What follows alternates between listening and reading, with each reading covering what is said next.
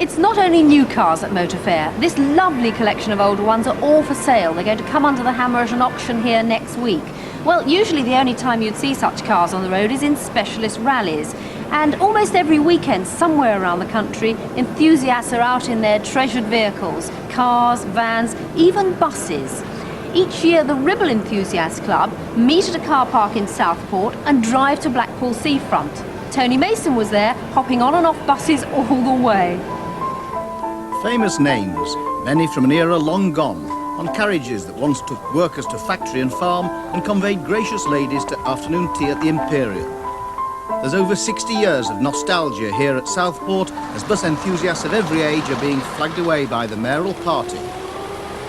Now, bus enthusiasts enjoy their old vehicles, but surprisingly they also drool over modern ones like this brand new Olympian double-decker.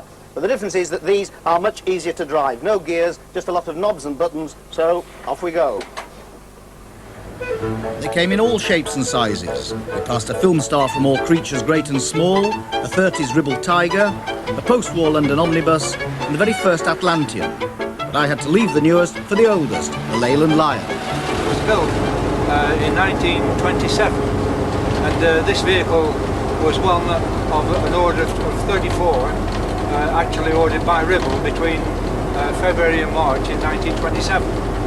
And this vehicle, when it was new, cost the sum of £1,407. It's now worth 100 times that amount and is still pride of the Ribble fleet. Rebuilt by the firm's apprentices, the Lion's still licensed to carry fare-paying passengers. One of the most popular buses ever is this superb Bedford OB. I think it filled a need just after the war for a reasonably light vehicle, which was not cheap to buy, easy to maintain, and they just got this reputation for reliability. And before we got it, it had been used for 10 years on a bee picking farm for carrying the workers back and forwards to the field. So like, it was in a pretty poor condition when we started on it. And the body was literally kind of hanging off it, you know. Now it's in immaculate condition. Norman's craftsmanship is superb, and everything's authentic. It's built to last another 100 years, but I can only guarantee it for the first 50. After that, it'll have to take its own chance.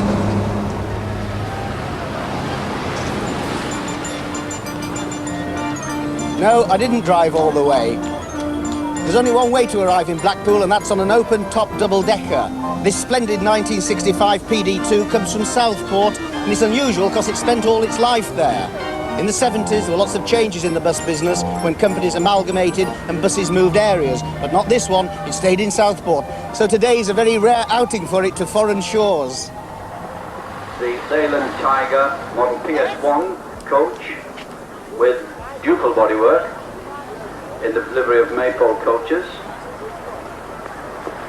Regrettably not displaying an entry number, but then being followed by entry number S1, which is a vehicle that was once a bus but is no longer. As you can see, it's a breakdown vehicle, and behind that, the vehicle that stood on a So these are pretty pricey. Do they sell well? Very well, yes. Which is the most popular?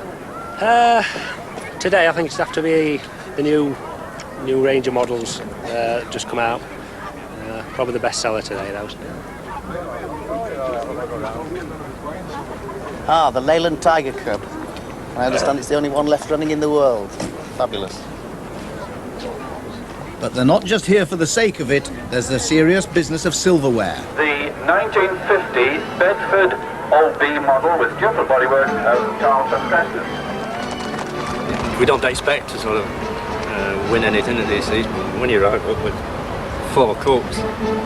But I think the main one is the best mechanically maintained vehicle. That's the, I think that's the one for me.